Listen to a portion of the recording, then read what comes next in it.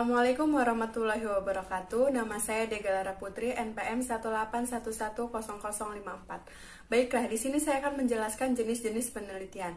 Jenis-jenis penelitian eksperimen dan penelitian non-eksperimen. Penelitian eksperimen adalah bentuk penelitian dengan pendekatan kuantitatif atau objektif.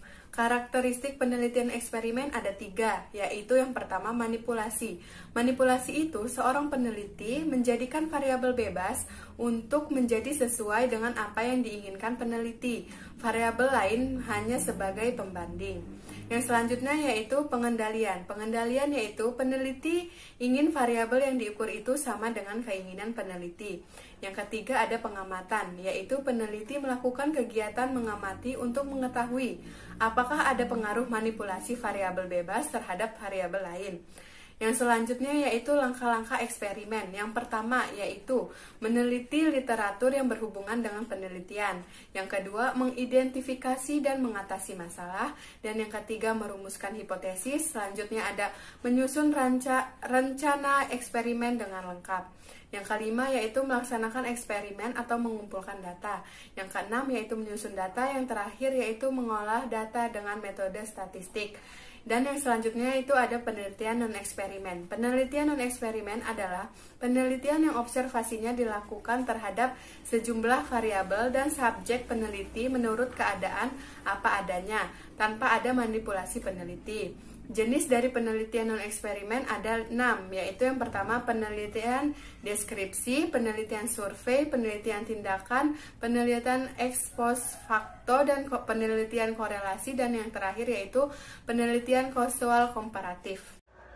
Assalamualaikum warahmatullahi wabarakatuh. Saya Nisa Najlatus Solihah, NPM 18111010053. Di sini saya akan menjelaskan mengenai penelitian ex post facto, yaitu penelitian yang dilakukan setelah suatu kejadian itu telah terjadi. Nah, tujuan dari penelitian ini ialah menemukan penyebab apa yang memungkinkan perubahan perilaku, gejala, atau fenomena yang disebabkan oleh suatu peristiwa, perilaku, atau hal-hal yang menyebabkan perubahan pada variabel bebas secara keseluruhan yang sudah terjadi. Nah, sebagai contoh dalam penelitian ex post facto ini, perubahan peredaran minuman keras terhadap tingkat kenakalan remaja. Dalam hal ini, peneliti tidak mungkin melakukan eksperimen karena ia tidak mungkin memanipulasi kondisi subjeknya, seperti dia tidak bisa membuat agar para pedagang warung kelontongan menjual minuman keras. Meskipun demikian, pengaruh tersebut dapat diuji dengan cara membandingkan tingkat kenakalan remaja di daerah yang membatasi peredaran minuman keras dengan daerah yang membebaskan peredaran minuman keras tersebut. Penelitian ex post facto ini memiliki 2 jenis. Yang pertama, causal research atau penelitian korelasi, dan yang kedua, causal comparative research atau penelitian kausal komparatif. Causal research atau penelitian korelasi adalah suatu penelitian yang melibatkan tindakan pengumpulan data guna menemukan apakah ada hubungan dan tingkat hubungan antara dua variabel atau lebih. Penelitian korelasi ini memiliki 3 karakteristik. Yang pertama, penelitian korelasi tepat jika variabel kompleks dan penelitian tidak mungkin melakukan manipulasi dan mengontrol variabel seperti dalam penelitian eksperimen.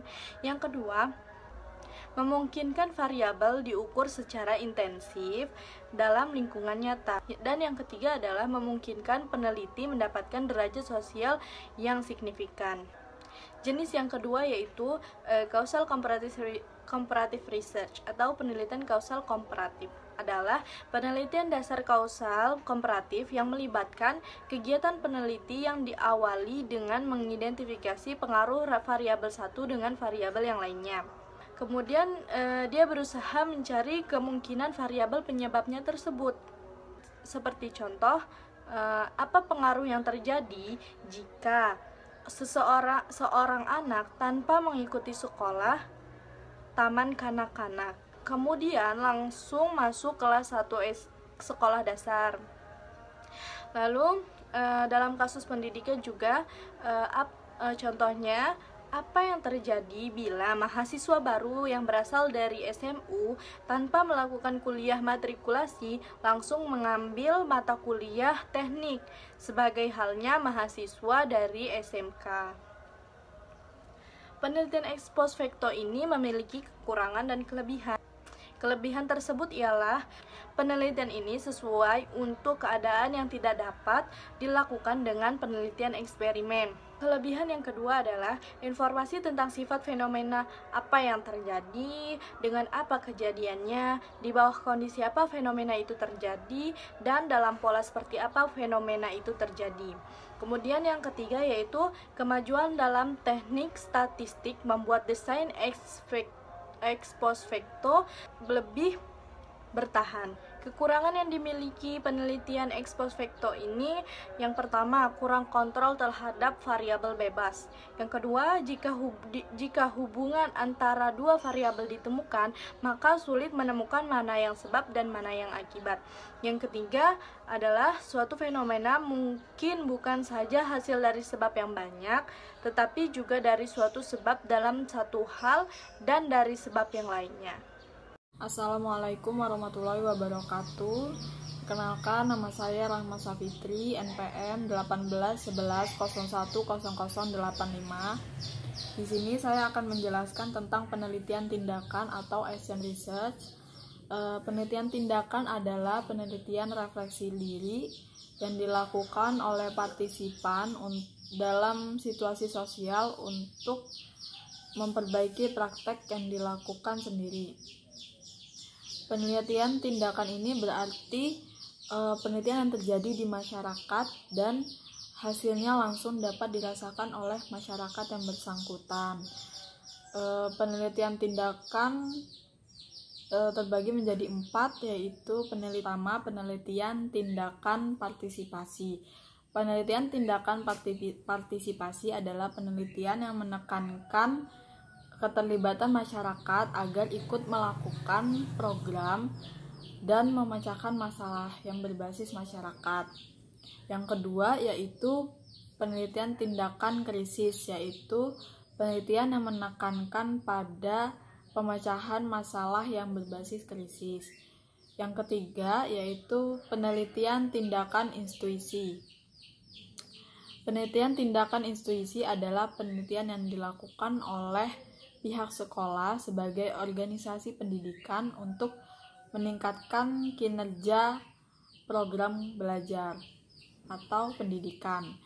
Yang keempat adalah penelitian tindakan kelas. Penelitian tindakan kelas ini dilakukan oleh guru yang dilakukan untuk penyempurnaan dan peningkatan suatu proses pembelajaran di kelas. Yang kedua, saya akan menjelaskan tentang penelitian survei. Penelitian survei adalah penelitian yang termasuk penelitian kuantitatif, bertujuan untuk meneliti suatu individu ataupun kelompok. Penelitian survei biasanya menggunakan data kuesioner sebagai alat pengumpul datanya. Penelitian survei ini banyak berfungsi dalam dunia pendidikan. Salah satunya adalah memecahkan masalah praktis ataupun untuk merumuskan kebijakan pendidikan. Lalu melalui metode dapat diungkapkan masalah-masalah aktual dan berguna untuk mempelajari hubungan variabel. Selain itu juga penelitian survei dapat berfungsi sebagai penelitian yang menilai suatu keefektifan dalam program.